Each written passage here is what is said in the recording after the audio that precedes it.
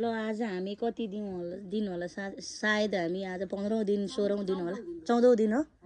ल ठिक छ 14औं दिनमा हामी पूर्वेली हुर्रा मगर समुदायमा बजाइने गाउने एउटा लयमा बजाउँछौँ है त 1 2 3